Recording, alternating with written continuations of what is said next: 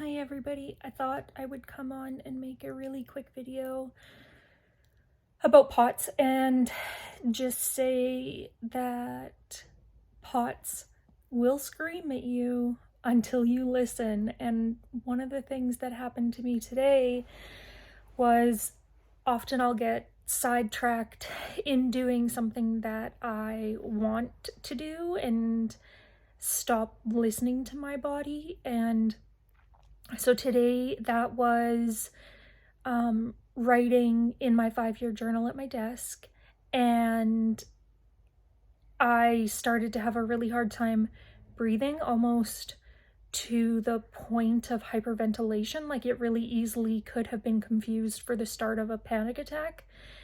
And then my anxiety did kick in, and it was at that point that I felt like I was having a panic attack, but it was really truly just my body saying, your heart rate is in a dangerous zone and you need to lay down.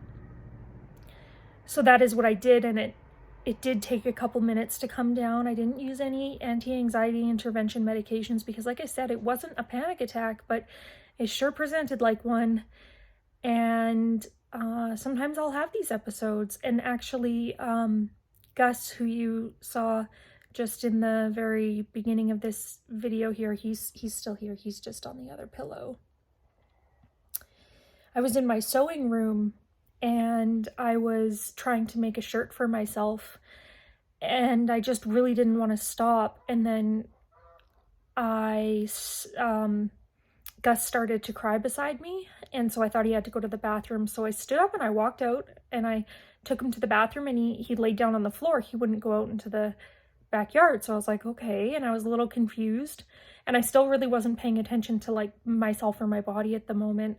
And I went back to the sewing room and I tried to pick up where I left off, and Gus would not let me start sewing again. He was pushing he was using his head underneath my arms and pushing them off my body, and he was crying, and then he climbed up on me and was like poking me, and he basically just would not let me start sewing. And that's when I actually checked back in with my body, and I realized that I couldn't really feel my hands or my feet, and that my heart rate was like incredibly high. It was around 200 beats per minute at that point in time. And I was like shorter from breath and everything like that. And I had to stop. I was so close to being done my project. I had no choice but to stop because my body said, no, you need to stop. And it was just, I was so thankful that Gus came in, because I was so concentrated on what I wanted to do and less on what my body wanted me to do. And I wanted to just put that little reminder out there that we have these mechanisms in our body that, tell us something is wrong. And so if you're a pot sufferer and anxiety starts to kick in, see if you're tachycardic, and if your pulse is thready. Like, can you feel your fingers? Can you feel your toes? Are you tingly in them? And then do your best to listen to your body, because it will present in different ways. Like, sometimes it creeps up and sometimes it jumps instantaneously at you. And I just wanted to talk about the need to listen to your body, because in that moment I really was in a dangerous condition, like situation. I was using my sewing machine. I've actually seen an accident where somebody has sewn through their thumb, and it's like the last thing I needed that day was to make a mistake and sew through my thumb, when really I just needed to lay down, but I didn't want to because I was so close to being done the shirt that I was making myself. Anyway, I hope it helps.